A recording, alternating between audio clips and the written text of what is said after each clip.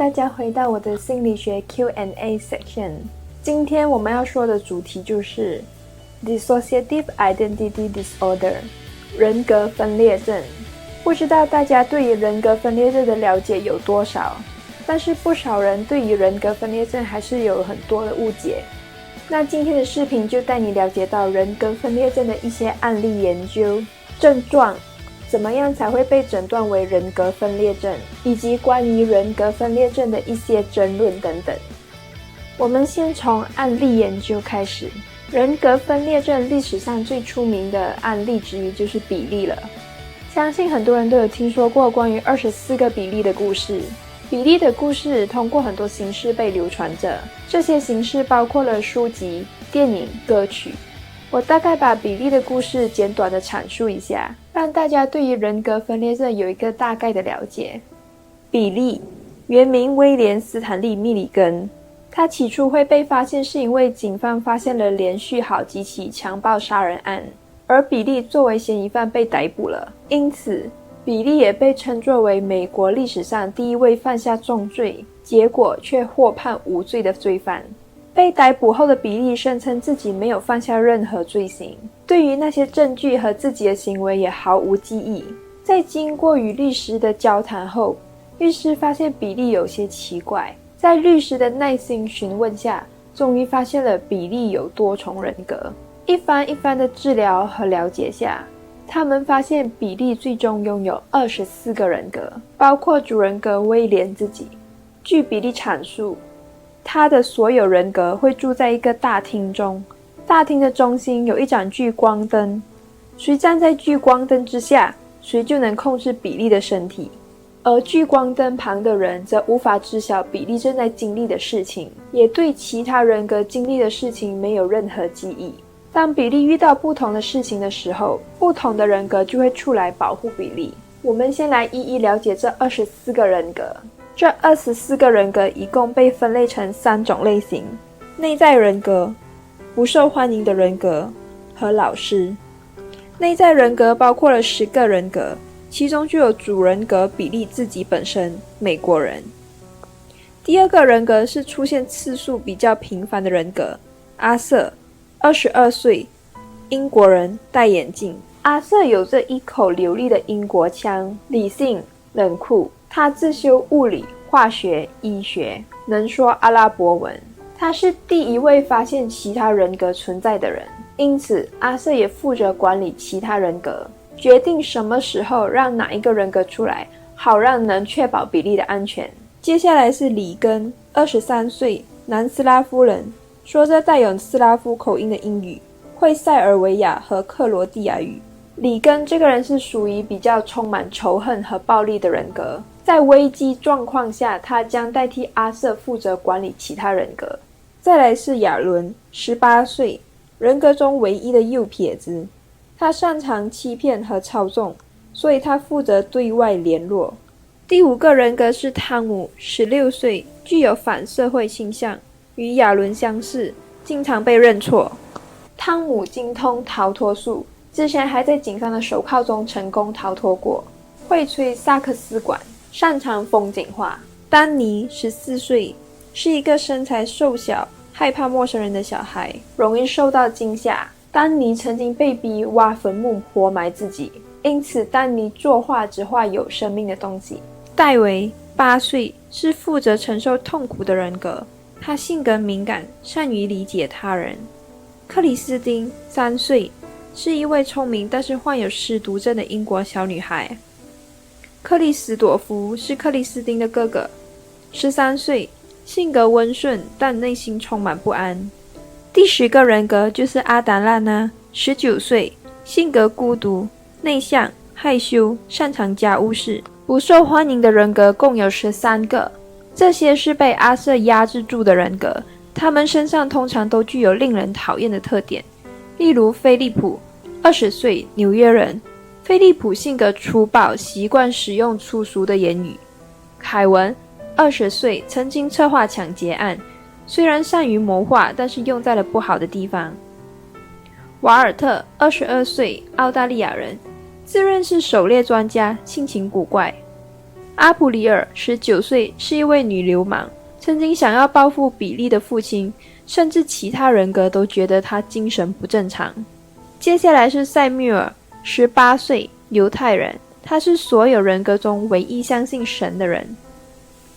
马克16岁，是一位工作狂，但习惯做单调的工作。史蒂夫21岁，是一位其他人格都厌烦的人，喜欢骗人和嘲讽人，性格极端，是唯一一个不接受人格分裂症诊断结果的人格。李颖20岁，是一位喜剧人员，但喜欢捉弄人。接下来是杰森13岁，是独自承受着不愉快记忆的人格，但有时候会情绪失控，歇斯底里的发脾气。罗伯特17岁，梦想家，有着美好的幻想，但没有野心。肖恩4岁，唯一一个耳聋的人格，反应也较为迟钝。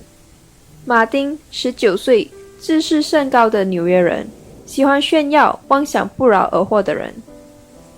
不受欢迎的人格中的最后一个人格是提莫西，15岁，曾与一位有钱的同性恋者相遇，但是选择了压抑自己的情感。而最后一个人格是被称作为老师的人格，他是上面23个人格的融合体，因此他拥有着几乎完整所有人格的记忆。老师负责为其他人格传授知识。根据这些人格的阐述，比利在被逮捕的时候已经长达7年没有苏醒。这7年都是其他人格轮流代替控制比利的身体，原因是因为比利对其他人格所经历过的事情没有任何记忆，因此比利在醒来时只发现到时间正在飞速的过去，但是自己什么都没做到，就会开始自寻短见。为了保护比利，其他人格只好一直让他沉睡。那除了比利，另外一个比较出名的案例就是夏娃了。她的故事也是被写成了小说，后来翻拍成电影，名字叫《三面夏娃》。和比利相同，夏娃经常做了一些事情，自己却不知道。有一次，夏娃还差点把自己的女儿勒死，所以才被丈夫送去了治疗。经过医生的了解，发现到夏娃拥有这3个人格，其中包括了 Eve Wife， 也就是主人格Eve Black 和 Jane。 那也有人说之后发现了夏娃的人格其实远远不止3个。关于夏娃的故事我就不在这里细说了，有兴趣的朋友可以去看一看《三面夏娃》这本书或者电影。通过比利和夏娃的故事，相信大家对人格分裂症有一个大概的了解了。人格分裂症是心理疾病的一种，它其实已经从多重人格障碍改名为解离性身份疾患，但是我在这个视频还是使用了前者，好让大家不会混淆。人格分裂症顾名思义，就是具有超过一个人格的存在，每一个人格有自己的思维、想法、性格等等。例如之前提到的比利的24个人格，其中他们的性格是不一样的，好像阿瑟比较理性冷酷，而里根比较暴力。他们的年龄也不一样，最小的克里斯汀才3岁，而最大的老师和比利已经26岁了。他们的身份背景也不一样，阿瑟是英国人，他出现时比利会说着一口流利的英国腔英语，而来自南斯拉夫的里根的英语却带着南斯拉夫口音，甚至还会说别国的语言。他们对于自己的外貌也有着确切但不同的描述，例如里根是一位虎背熊腰、体重120磅的男人，而阿达拉呢，则是拥有着一头乌黑直发、茶色眼睛的少女。他们的能力和取向也不同，汤姆精通逃脱术，擅长风景画，而凯文善于谋划，喜欢写作。甚至于当不同的人格出现时，他们的生理反应也会不同。有些案例中的人格甚至会对不同的东西有不同的敏感反应。人格分裂症的另一个症状就是反复的记忆缺失。人格分裂症患者会或者不会发现其他人格的存在。当其他人格出现时，另外一些人格对身体正在经历的事情是没有记忆的。也就是说，每一个人格都会有一部分的记忆缺失，尤其是主人格。比如比利的主人格就丧失了长达7年的记忆，因为在那7年都是别的人格在控制着比利的身体，这约等于比利睡了一觉起来就睡了7年的感觉。另外，人格之间的转换通常都是一瞬间的，通常也是因为遇到了一些无法承受的压力，才会有人格的转换。例如比利小时候被爸爸虐待的时候，戴维就会突然出现来承受这个其他人格并不想承受的痛苦。而比利在人格转换的时候，会出现喃喃自语、眼神飘忽不定的状况，但是人格的转换前后也不过是几秒钟到几分钟的事情。那人格分裂症患者通常会分裂出大约2到60个人格，平均是13个人格。相比其他心理疾病，人格分裂症是相对比较罕见的心理疾病。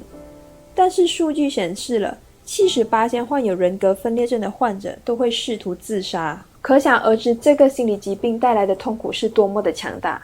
但是其实在早期甚至是现在，人格分裂症都带有很大的争论，有些心理学家是不认同人格分裂症的存在的。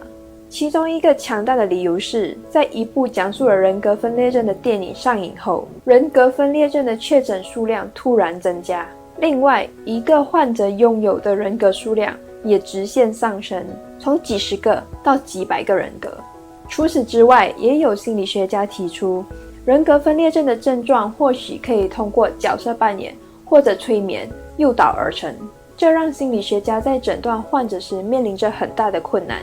而人格分裂症因为经常有记忆缺失，所以很难被患者自己发现，通常是因为其他方面，例如情绪上感到压力和不安的时候，才开始寻求心理医生的帮助，之后才发现其他人格的存在。但是之后人格分裂症的真实性也慢慢的被相信，也有更多的心理学家接受了人格分裂症的存在，现在也被列在了精神障碍诊断与统计手册里面。由于时间的关系，今天的视频就先到这里啦。下一个视频我们会再说说关于人格分裂症的病因，有关的更进一步的观点和分析、治疗方法，和还有哪些与人格分裂症相关的其他心理疾病。如果你喜欢我的视频的话，别忘了按赞、分享、留言和订阅我的频道哦。记得打开小铃铛，下一个视频出了的话，你就会收到通知啦。拜拜。